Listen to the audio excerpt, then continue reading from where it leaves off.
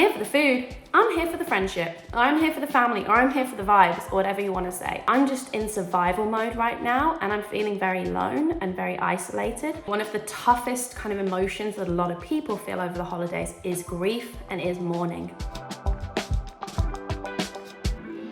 The holidays are here, and I have 2 trees, neither of which are a Christmas tree yet.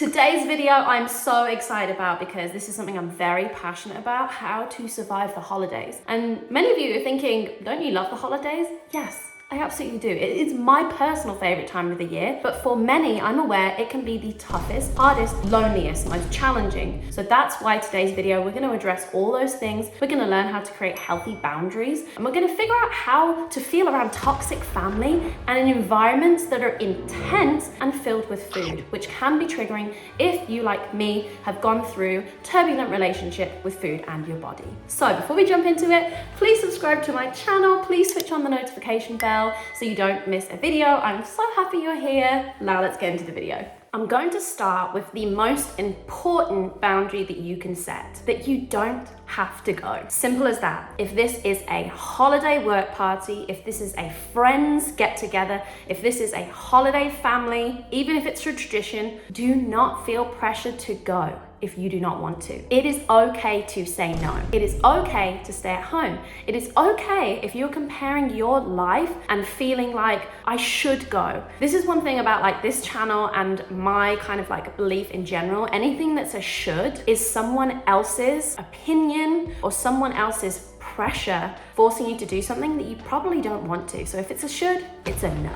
As simple as that. That is a boundary that you can create. You are allowed, and it is valid for you to say no at any time. And most of the time, when you go to something or do something that you are dreading and you really don't want to do, you're not going to have a good time anyway. Maybe you need to just stay at home, cozy up, watch your favorite show, eat some chocolate, and just live your best life. And that's okay. Following on from that is toxic family. Now listen, families are meant to be crazy. If you had the perfect family, that would also be super weird. And families are a lot. And every individual in a family has their unique experience and journey and their unique interpretation of what the holidays mean. So again, we got to set some boundaries, right? We got to figure out who we feel comfortable being around and who we don't. Do you need to have a little family meeting with maybe your immediate family and say, I'm not comfortable around Uncle Rob, or I'm not comfortable around Auntie Sam because she constantly talks about my body or the amount of food I have on my plate, or I'm not comfortable because that cousin bullies me, or I don't want to see my ex-boyfriend who happens to be my cousin's friend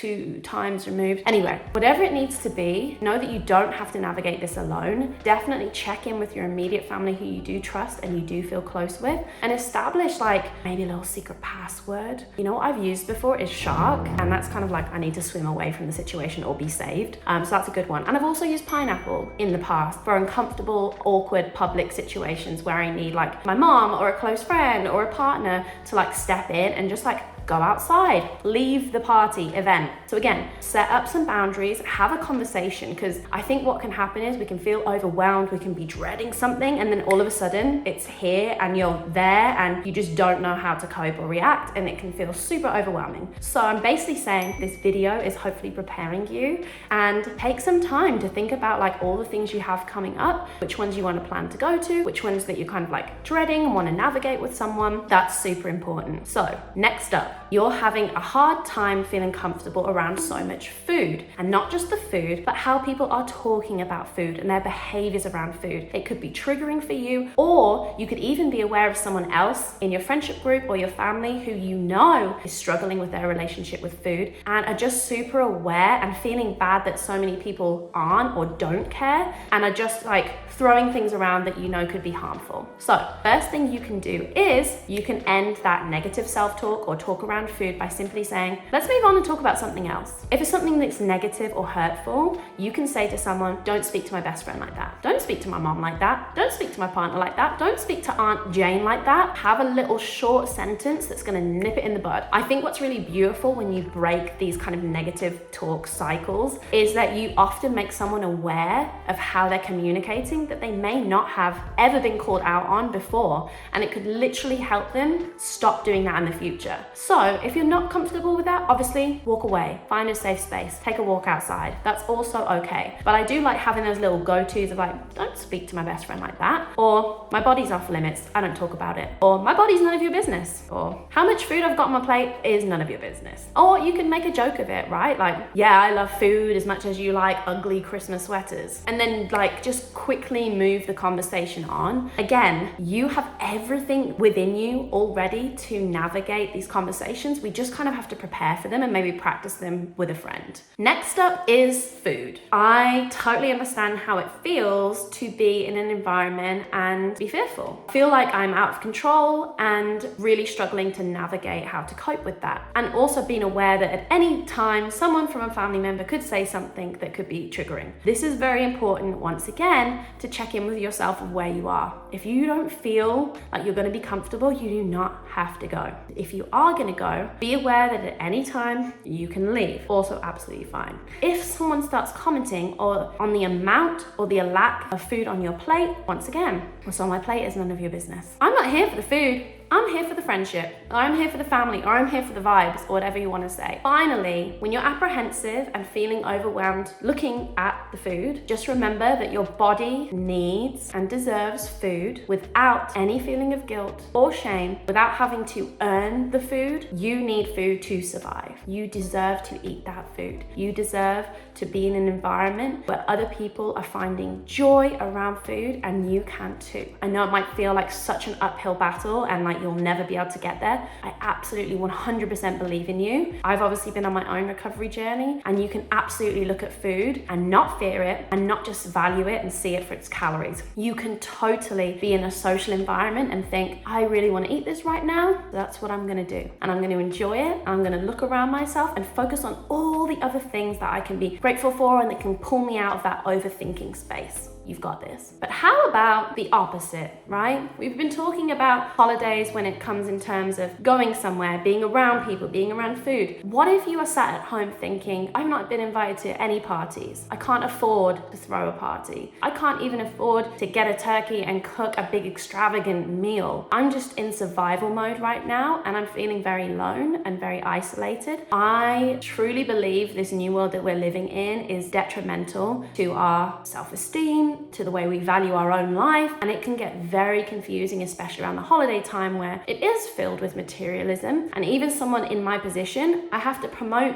the majority of kind of the work I do and the products in around this time of year, and I absolutely carry guilt with that, knowing that a lot of people won't be able to buy this and that and eat the extravagant food and all these things. Give yourself a little social detox, maybe even a phone detox. I did a 7-day phone detox in 2017, like wintertime 2017, a whole week. Best thing ever. Time literally slowed down. It actually felt like different units of time, and I would like sat there like, okay, I can't fiddle with anything with my fingers. I just have to like sit here. Very bizarre feeling, which is sad really, because it shouldn't be. We should be able to sit with ourselves, not needing anything else. So now, like I said, if you're apprehensive, if you're worried, you're like, I've got nothing to go to, no one's invited me, start writing out a list of things that can fill you with joy over the holiday times. You haven't got much cash to spend. There are absolutely three free ways to create your own traditions at home. If that's making a little love note to yourself or to someone else, making gratitude lists, journaling, really making anything with your hands or crafts. Maybe you could learn how to knit or sew. Maybe you could learn poetry. Maybe you just want to take on a new hobby that's outdoors, like taking a run or a walk or a hike. But it's really thinking about, how can I fill my time that's going to be joyful, peaceful, rewarding, maybe even accomplishing. Maybe there are things that I've been putting off, and actually this is the perfect time to go focus on them and do them. I think the end of the year is the perfect time to plan, kind of get you ready for the next year. 2024 is coming around. You don't want it to feel overwhelming. You want to feel kind of prepared and think, I've already started planning. I've already started thinking out my goals, what I want for next year. So if you're thinking, oh, I'm not invited to anything, I haven't got going on, use that time to invest in yourself, and you will not regret celebrate it, and you will feel super accomplished. And honestly, maybe instead of going on all these holiday benders, you're gonna feel more filled with vitality, you're gonna be rested, and you're gonna be ready to take on the new year. And finally, one of the toughest kind of emotions that a lot of people feel over the holidays is grief and is mourning. A lot of people have lost loved ones over the Christmas period, and it can remind you of them. Or maybe you're mourning the fact that you haven't been able to have a child, and you're watching all of these people celebrating with their children, or you have this expectation of, by this age, I would have this family, and it hasn't happened for you.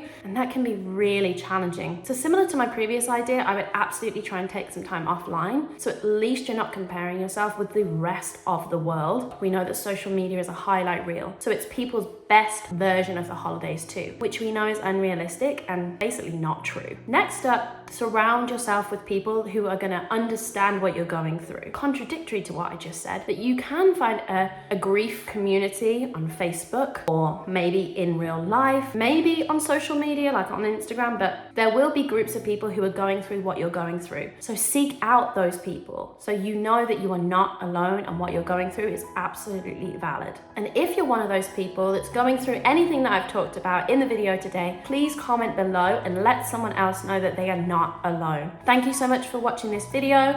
I'm sending you so much love, so many hugs, and you've got this. Mwah! See you on the next video.